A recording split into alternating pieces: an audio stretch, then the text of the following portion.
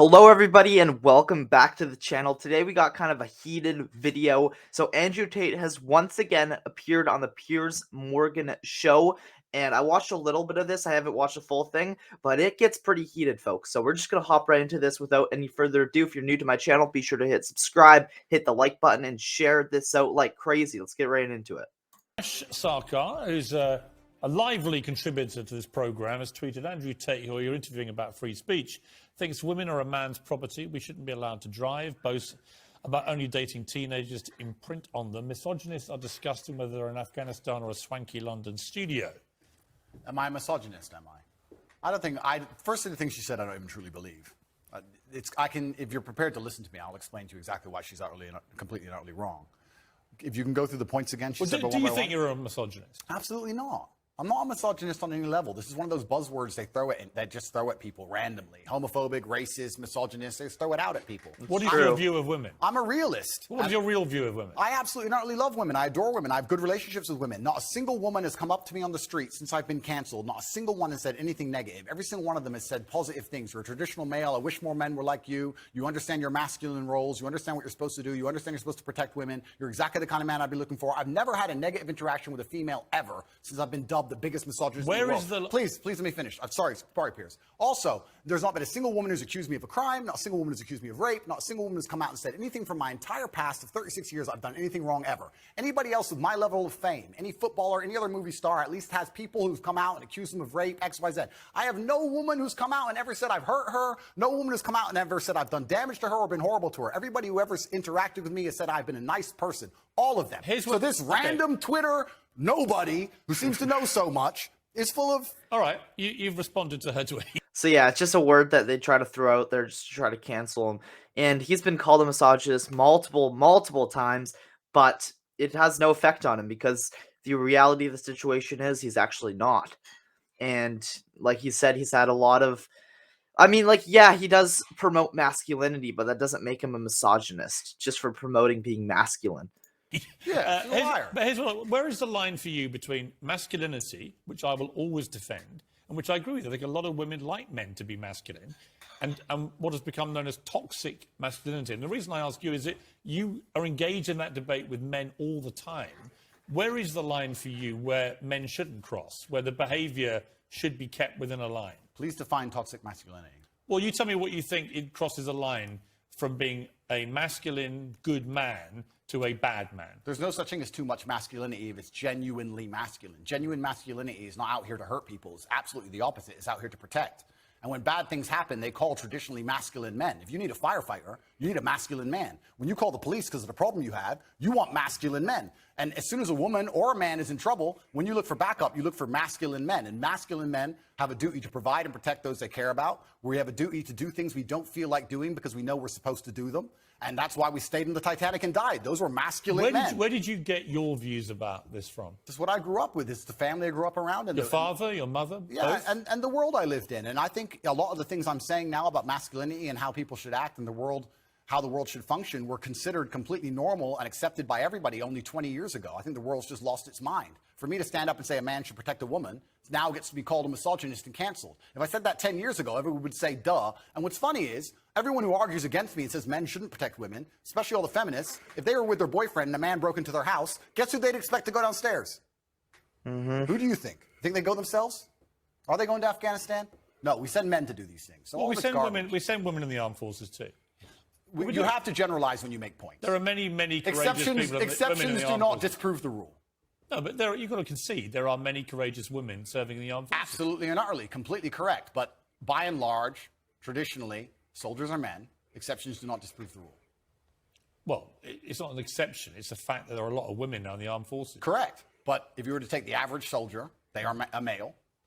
If you're allowed to say who's a male and who isn't nowadays, I'm assuming I apologize. If you were to take the average soldier, they're a male, which means that exceptions are the female soldiers, which because there's a lower percent of them, a lower probability. Exceptions do not disprove the rules. Men do the fighting. Right now in Ukraine, men cannot leave. Women are allowed to leave because men have to fight in the front line and women are allowed to go to Dubai. That is good point. What do you say to young men who come to you for advice, who feel lost, who don't really know where they fit into society? I say that life as a man is exceptionally difficult. I say the most beautiful and the most terrifying thing about being a man is you're born without value. Society doesn't care about you. You're only going to be cared about based on how useful you are. You have the chance to build yourself up and become a superhero if you're prepared to do the hard work and be indefatigable enough to never quit. But if you're going to stand around and wait for a handout, nobody's going to ever respect you. And I think that a lot of people have forgotten about how difficult and how competitive it is as a man. We're always in constant competition with each other. And it's your duty as a man to stand up and say, I want to be as important and strong and good-hearted and God-fearing as possible, and I need to work hard to achieve those things. Dame Sheila Hancock says we've become too over-emotional as a society, crying too much about everything. Has she got a point? She's completely right. And the dangerous thing about overly emotional men is that they're dangerous. They're genuinely dangerous. This is what's crazy.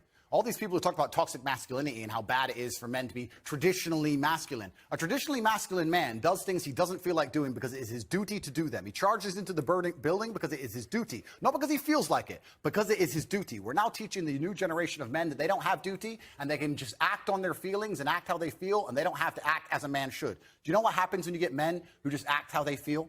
You get school shooters, you get violence, you get rapists. Men who do not control their emotions are dangerous. If you find a man who is stoic, he's not going to hurt people. He's going to sit and think about his actions very carefully, and he's going to be a good man who protects and provides for his family. You find a man who just acts out on impulse and does whatever he feels like, you're going to find a dangerous man. Sitting here telling men to cry more and act with their feelings, and it's okay to feel this way, that way, etc., and have no self-control. That is why we have the problems we have in the world. Absolutely and utterly wrong. So when they talk about toxic masculinity, they have it completely inversed on its head, completely and utterly wrong. We need to be teaching stoicism. We need to be teaching young men to understand that the world is very, very difficult. It's hard to be a man. You're going to feel bad sometimes. You just suck it up and perform anyway. Not to sit there and cry your eyes out or blame other people. Tough being a woman, too. It's absolutely right, folks. Certainly tough being a woman, but I'm not a woman, so why would I speak on issues I do not understand? I'm a man. You can feel an empathy for women. I feel empathy, certainly, but I do not understand their issues. See, a lot of men come up to me and they admire you. I've got to say, a lot of women I've spoken to don't admire. They think you represent misogyny. They think when they hear you not commit to saying the Taliban shouldn't be banning women from university education, well, why can't he just say that's wrong? Well, firstly, that's not my experience. I experience the absolute and utter opposite of that. Secondly, it's because it's a moral point I'm making. My moral point is I speak on things I understand. I speak on experiences I've had. But you believe in equality? I speak, yes. I speak on, sure. I speak on subjects I know intimately. I do not feel qualified. I'm a realist, and I do not feel qualified to sit and discuss the gender laws in Afghanistan. I have not been to Afghanistan. I have not researched the subject thoroughly. I'm not going to sit here and say how the Taliban should be running their country. It's nothing to do with me. I find it quite flattering, Piers, that although, I understand I'm monumentally influential, the most Google man on earth, etc., I find it very flattering that you think I have some kind of control over the domestic policy of Afghanistan. But I assure you I don't. I don't. No, so it's nothing to do with I'm not asking you to have a view on having influence of a domestic policy. I'm sure the Taliban couldn't give a stuff what either of us say about it. It's just curious to me that it's an easy win for you to make women think you're not anti them, to say that when they're not given equality, as the women in Afghanistan clearly are not, because they're not allowed to go to university now as of today, that is clearly unequal, unfair. We should all be able to agree that that is wrong. Well, certainly, as a realist. Even you, tough guy, Andrew. It's not tough guy. I am a professional. As a professional, I can state that yes, it is not equal. Yes, it is not fair. That is obvious for anybody.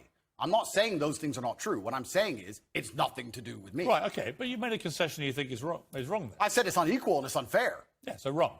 Well, perhaps. Force yourself, Andrew. No, perhaps it's wrong under certain moral guidelines, but under the moral guidelines which are currently in charge of the jurisdiction of Afghanistan, they don't believe it's wrong. It's nothing to do with me. Well, I'm not going to sit here and tell other countries how to run their laws. I'm going to live in All right, society. folks, so that's the video of Andrew Tate going on a Piers Morgan show once again. Let me know your guys' thoughts in the comments down below. I think Andrew Tate was making a lot of good points in this video.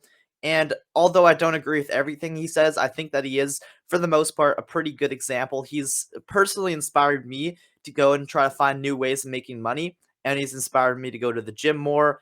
And I don't know, I think he's an overall positive influence. Again, I don't agree with everything he says, but I don't know, I think he's got some good stuff. So yeah, be sure to subscribe to my channel if you haven't already. Again, I'm a 15-year-old making these types of videos. You don't see many 15-year-olds out here reacting to these type of controversial videos, I guess you could say. So yeah, like the video, share the video, subscribe, all that good stuff. Thank you for watching. I'll see you guys in the next one.